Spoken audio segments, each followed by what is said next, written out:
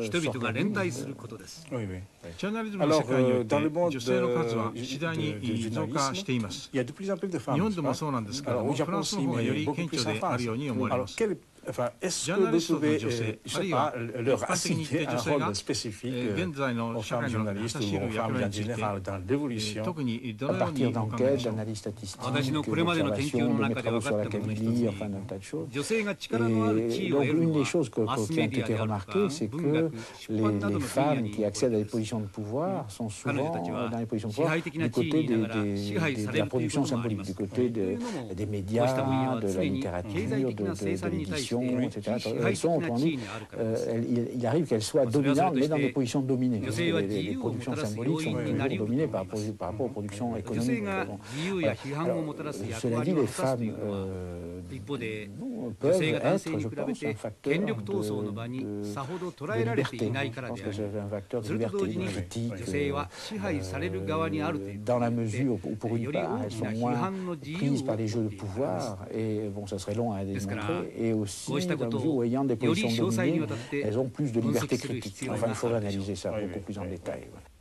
On est souvent déconcerté par la diversité des objets. あなたがこれまで行ってこられた研究の対象の多様さには驚嘆するほかありません。それぞれの人が自分なりのブルデューズを持っています。ブルデューは本質的には社会学者なのに、日本では大思想家扱いをしていると批判する人たちもいます。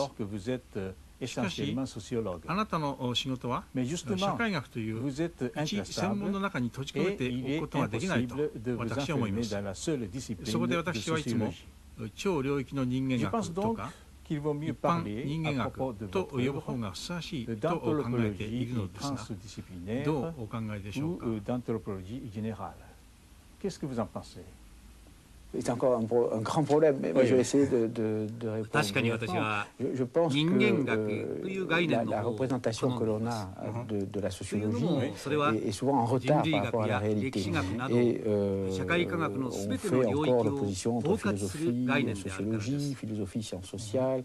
Bon, effectivement, j'aime mieux la notion d'anthropologie parce qu'elle englobe toutes les disciplines de sciences sociales, aussi bien l'ethnologie que l'histoire, etc. Donc ça, c'est déjà, me semble-t-il, un progrès, parce que je crois que les sciences sociales se sont spécialisées trop tôt. Elles sont non seulement spécialisées en écologie, histoire, etc., mais même en histoire de l'éducation, sociologie de l'éducation, etc. Bon, elles sont spécialisées trop tôt, avant d'avoir construit globalement leur objet. Ça, c'est un premier point. Deuxièmement, on reste enfermé dans l'opposition entre scientisme, science identifiée à scientisme, et philosophie identifiée à réflexion libre à propos de la science ou à propos du monde en général. Bon. En réalité, je pense que mon effort à moi, c'est de faire une science non scientiste, c'est-à-dire une science qui implique une critique de la science, c'est-à-dire une science qui par définition est critique. Enfin, ça, je crois que c'est une chose aussi qu'on ne comprend pas. On dit si c'est critique, c'est que ce n'est pas scientifique. Sans voir que la science est automatiquement critique. Elle est automatiquement... Bon, alors comme c'est une longue démonstration, je cite souvent la phrase de Bachelard, Gaston Bachelard, qui dit « Il n'y a de science que du cachet ». Et il veut dire par là que la science, la nature, commence toujours par une phase critique. Elle détruit les lieux communs, les idées reçues, le sens commun, les évidences. C'est une autre phrase de Bachelard, c'est un très joli jeu de mots. Il dit « Les vérités premières sont des erreurs premières ». Les évidences sont presque toujours fausses. Bon, et ces évidences cachent la vérité du monde social. Par le simple fait de faire le travail scientifique, c'est de détruire les évidences, de détruire les problèmes communs, par exemple, les problèmes que posent les journalistes. Je ne peux pas répondre à un journaliste. Je lui dis non, je vais reposer la question. Par le fait donc de construire des objets autrement que la réflexion commune, on est critique, forcément. Mais ça, c'est un premier point. Le deuxième point, c'est que cette science critique doit être critique d'elle-même. Et je pense que ça, c'est ce principe de réflexivité que je m'efforce de mettre en pratique, enfin, Homo economicus, Homo academicus, c'est une étude sur le monde économique, mais c'est sur le monde universitaire, mais c'est une étude sur moi-même. Aujourd'hui, il y a un double objet, il y a un objet apparent. Bourdieu fait une étude sur l'université française en 1967. Il y a un objet réel, c'est Bourdieu étudie ce que c'est que de faire une étude. Il étudie les conditions sociales dans lesquelles travaillent tous ces gens qui vous disent, les historiens, ils vous disent ce qui se passait à Byzance, ils vous disent, les géographes vous disent ce qui se passe au Japon, etc. Tous ces gens, il faut les étudier pour comprendre les limites. Alors ça, c'est la vieille vocation kantienne. Kant disait, ou Descartes disait, ingenie, limites, définir les limites de l'entendement. Kant disait ça autrement, connaître de manière critique les limites de la pensée. Bon, moi, je pense que le premier travail de sociologie critique, d'anthropologie critique, c'est d'appliquer ses propres méthodes à elle-même et de manière à savoir ses limites. コレージュ・ド・フランス、過去にクロード・レヴィストロースやロランバルト、そしてミシェル・フーコーらを輩出したフランスのアカデミズムの最高権威です。このコレージュ・ド・フランスでブルデュー氏は現在社会学の教授を務めています。1981年この特権的な地位に就任する際にもブルデュー氏は彼の反省的な態度を実行してみせました。講義についての講義と呼ばれる彼の就任演説はアカデミズムの頂点を極めた自分自身を客観化したものです。彼は権威を与えられた立場から権威を持って語るということがどういうことであるのかを明らかにしてみせたのです。Rite d'agrégation et d'investiture, la leçon inaugurale, こ Inception, の就任講義は réalise 任命の儀式で symboliquement す。 l'acte de この儀式 délégation に au よって terme 私は duquel le nouveau 権威 maître を持って語る est 権威を与 autorisé à えら parler れ、 avec 以後私 autorité の言葉は et 正 qui 当な言 institue 葉 sa と parole 認めら en れる discours のです。 légitime. しかしそもそもその権威を与えたのはあなた方教授陣であり、そのあなた方が私の言葉を一つの権威として今こうして聞いているわけです。あなた方全員がこの場に列席してくださっている事実が私の言葉に制度としての権威を与える。この儀式の意味はそのようなものだと思います。しかし講義のための講義という戯れはこの辺でおしまいにしておきましょう。先ほどあなたがおっしゃった2つの原則、すなわち反省性と批判のことですけど、それらは社会学者だけが守らなければならない原則というわけではなくて、むしろ文化的あるいは象徴的な生産の世界において仕事をしている人々にとって有効でもあると思われます。de la production symbolique. Maisだからといって批判ということがニヒリズムを意味するというわけではないんですね。Non. Alors ça, je crois que c'est très important. Ce que vous venez de dire est très important. Je pense que la réflexivité est pratiquée au niveau social. Il y a des gens aux États-Unis, on les appelle postmodernes. Ces gens font une espèce ils appellent réflexivité, le fait de se pencher de manière un peu narcissique sur soi-même, sa propre pratique scientifique, etc. Mais c'est une réflexivité qui est elle-même sa fin. C'est-à-dire la réflexivité telle que je la conçois, c'est une réflexivité tourner vers l'objet. Je veux connaître les limites de ma connaissance, je veux connaître les instruments de connaissance pour mieux connaître, pas du tout pour annuler la science. Et alors, je pense que contrairement à, par exemple, prenons la sociologie de la science. J'ai fait un travail sur la sociologie de la science. Je ne suis pas le premier, il y a de grandes traditions très importantes, mais j'ai apporté une chose qui consistait à dire l'univers scientifique est un champ, comme le champ littéraire, etc. C'est-à-dire un univers à l'intérieur duquel les gens luttent, ont des concurrences, ont des stratégies, etc. Alors ils luttent pour la vérité, mais les luttes pour la vérité sont aussi des luttes politiques pour le pouvoir, pour être meilleur, pour être le premier, pour avoir le prix Nobel, etc. Donc il y a des enjeux sociaux, des luttes scientifiques. Alors on peut en conclure, comme font certains, nihilistes, postmodernes, etc. Il n'y a pas de science. Tout est relatif, puisque finalement les luttes scientifiques sont des luttes sociales comme les autres. Pas du tout. Je pense que ce sont des luttes sociales d'un type tout à fait particulier, qui sont soumises à des règles très particulières. Si vous êtes dans un champ pas en biologie, l'histoire, le fameux livre de Watson sur la double hélice, etc.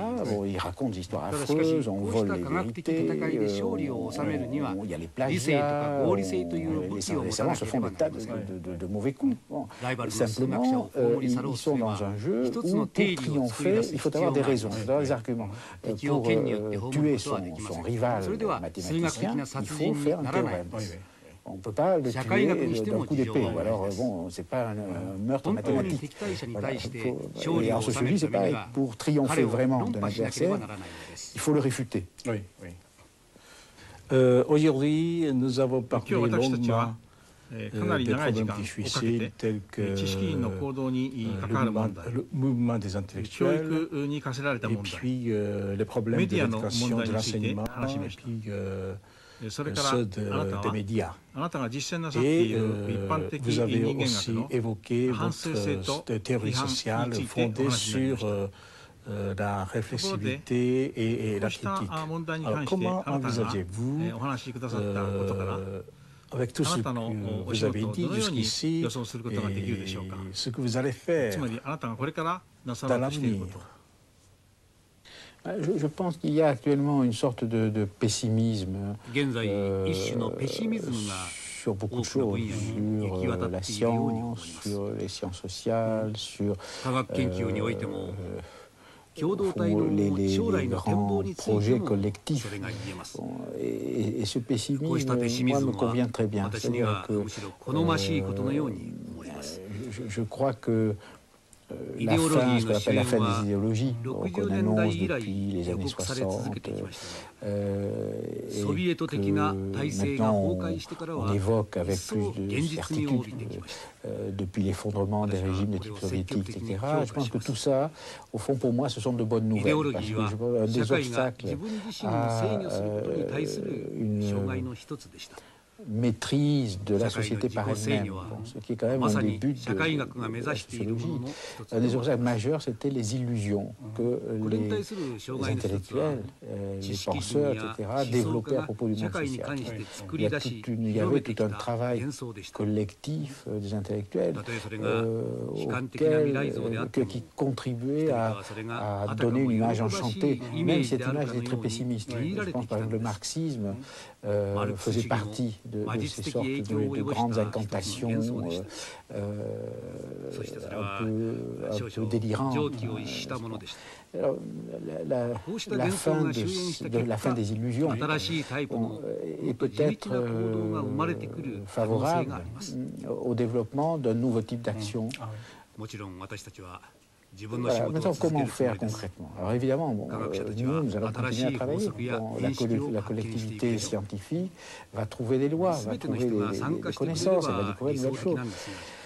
Mais je pense que ça ne suffit pas. Je pense qu'aujourd'hui, il faudrait que tout le monde, idéalement, mais au moins les professions au capital culturel, comme les journalistes, les savants, les chercheurs, etc., travaillent à se connaître eux-mêmes.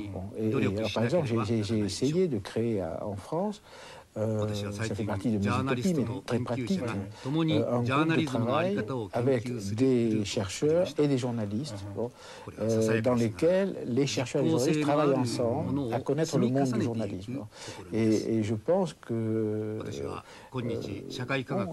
il est possible aujourd'hui, la science sociale a fait d'énormes progrès, il est possible aujourd'hui que les architectes, que les chercheurs, etc., au lieu d'être manipulés par des mécanismes, les chercheurs c'est particulièrement grave, parce que la recherche génétique, la recherche atomique, il y a des processus très dangereux qui peuvent nous mettre tous devant des catastrophes.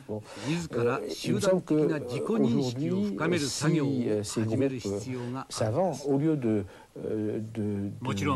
transporter leurs problèmes sur le terrain de la politique, s'ils s'organisaient pour réfléchir collectivement, en dehors des syndicats, bon, c'est très utile les syndicats, en dehors des partis, c'est très utile, mais bon, de réfléchir dans des associations, des clubs, des groupes de réflexion, qui auraient pour but de changer la connaissance, et du même coup de changer ces groupes. Alors je pense évidemment les groupes privilégiés pourraient commencer. Voilà, c'est-à-dire que bizarrement, c'est une révolution qui commencerait par le haut.